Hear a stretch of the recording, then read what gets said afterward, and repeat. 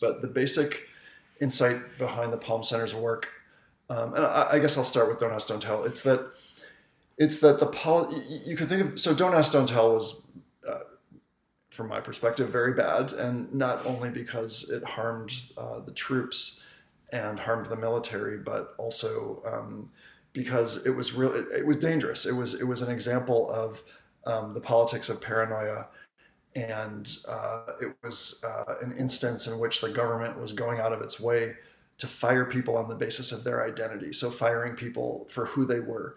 And that's very dangerous when you think about it, because in a constitutional system like ours, government can and should punish people for what they do. I mean, if you steal a car, you should be punished. But punishing people on the basis of who they are is a very slippery slope to an authoritarian outcome. And so there's a lot. It's just separate from the question of the well-being of the troops.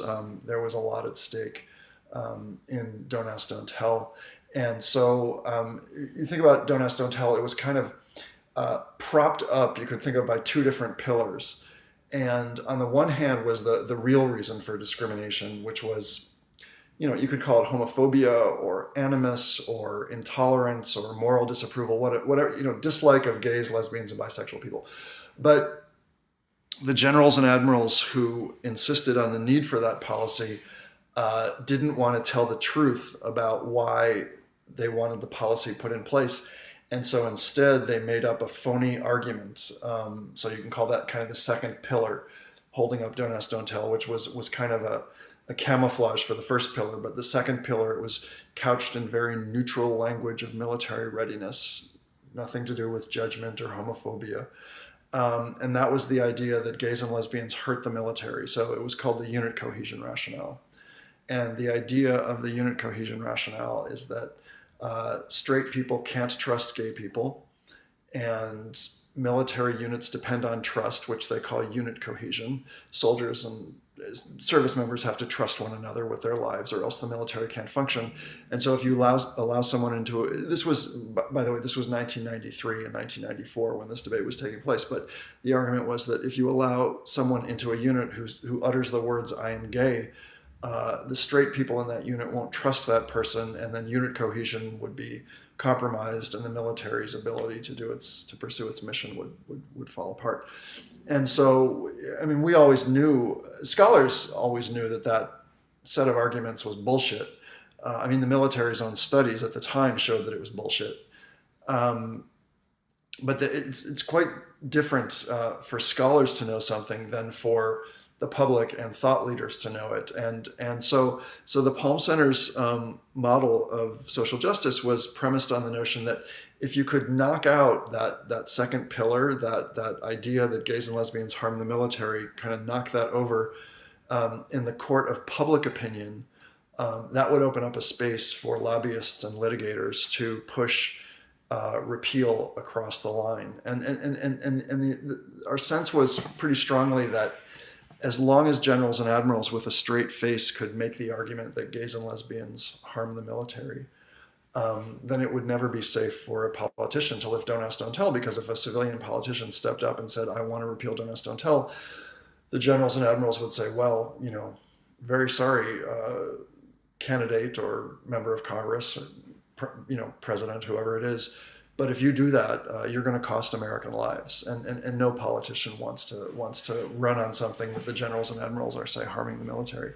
And so our strategy was a research-based strategy, but it was not research to sit on the library shelf. Not that there's anything wrong with that, but the strategy was to use research as the basis of very aggressive media campaigns, and to do so on a repeated basis. And so the idea was that 3 or 4 times a year, and we did this for about 10 years, about 35 times, and it literally worked every time, we would release a new study or new data set or new policy memo, making the exact same point every single time, that it's not gays and lesbians who hurt the military, it's discrimination.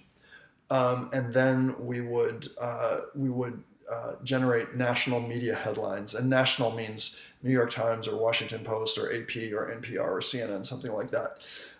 So it was the same message every single time. It's not gays and lesbians who hurt the military. It's discrimination. And the idea was that by repeating the message in the media, it was like an advertising strategy. That, I mean, if you only saw one commercial in your life for Honda Motors, then when you go to buy a car, you wouldn't buy a Honda. But by exposure to a steady drip of advertising, there's a chance you'll buy a Honda. So the trick in that strategy was that it's very difficult to get reporters to cover scholarship, because if you think about, thousands of studies are released every day, and very few make it into the media. And so, and by definition, we were trying to get into the media with a stale message. We were trying to make our own message stale. But each time you succeed at that, it makes it that much more. It makes it that much less interesting for journalists to cover you next time around. So the real trick in running the Palm Center was to come up with ever more rarefied ways of getting research into the media. And I also want to say from the outset that we take the research very seriously, and when we find evidence that's contrary to our political views, not only do we publish those data, but we make noise about the data.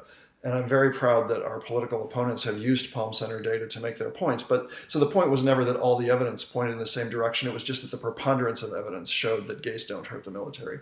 And so we pounded away at that idea for a decade. And, there were lots of pretty interesting, I think, examples of how we got that message into the media. But the short bottom line is that fast forward to 2009 and 2010, when former President Obama, went to repeal Don't Ask, Don't Tell, some people on the other side tried to make the unit cohesion argument, but they looked nuts, because everyone knew they were lying out. They were just talking bullshit.